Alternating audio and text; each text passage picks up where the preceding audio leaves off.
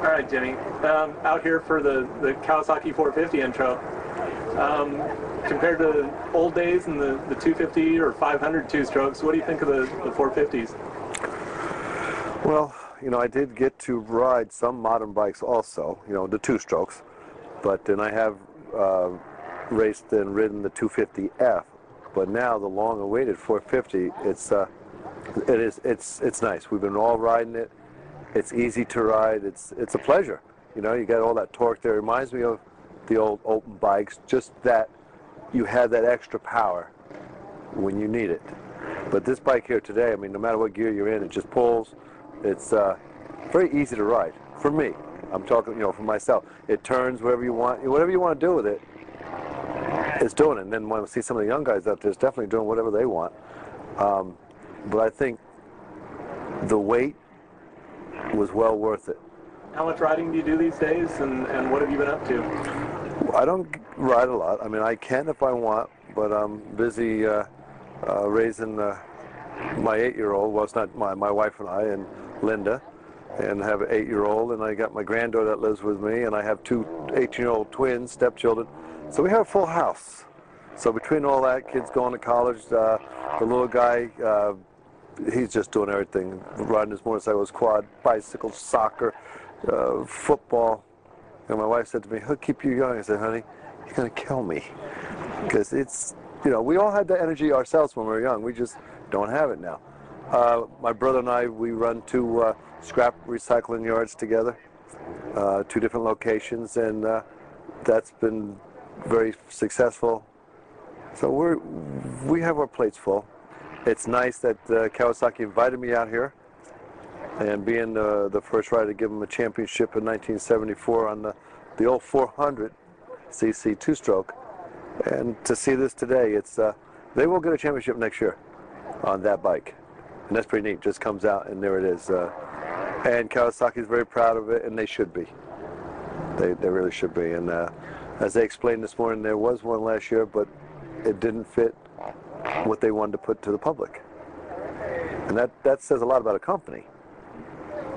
So here it is, and here we all are, and I'm having a great time, and I'm sure you are, and everybody that I'm talking to, and you know, I'm going to go out and ride that green streak again, and have some more fun. But my life has been full, and I've been sober 14 years, which definitely has helped tremendously for my life. And otherwise I probably wouldn't be sitting here talking to you right now.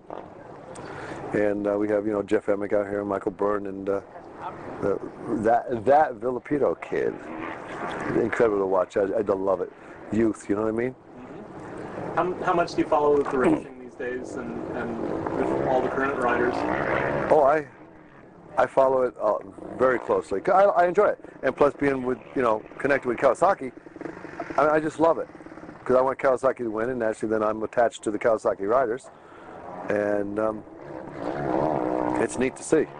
I cannot wait until Supercross. I know we're going to do well in that, if not win, but I'm anxious to see the Burner and Stewart on the 450 outdoors. I know everyone is. It's going to be good, because the bike, I mean, I guess I can't say enough about it. But it is good.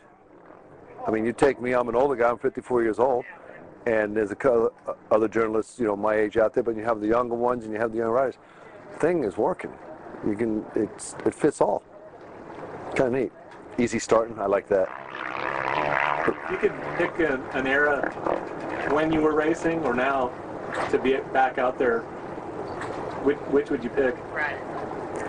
I would probably pick right now. But actually, it don't work that way. You can't put them all together, because then you'd see who was really the best. And if you had everyone on the line, all champions on the line, we'd all probably be knocking each other down. The egos, it would be too much, all the egos out there. It'd be wild, though. It'd be one hell of a computer race, wouldn't it? But I liked my era. I really did. The 70s, all the 70s, I retired midway through 80. 70s were just good years for the world. And I think after the 80s started going and all that, then the rest is history. But I liked the 70s. It was a good time. We were the pioneers, all of us, from the riders to the factories and all the apparel people, accessory people. Not a lot of money to have been made then, but it was all relevant with the cost of living. No, I'll take the 70s. It would be nice to race with Ricky, Jeremy McGrath, Jeff Emig, all these guys, and just to do a little rubbing, right? Rubbing is racing. You know how everyone's getting fined nowadays? I was talking to someone this morning, I won't mention names, but if they had that stuff when we were racing, we'd be probably paying $1 million in fines. We'd be 3,000 behind in points. But when we raced like that, we raced like that. It wasn't because we didn't like somebody. Because we all would come into the pits afterwards and all hang together and talk. And I think there was more camaraderie back then than there is now. But that's just what I see.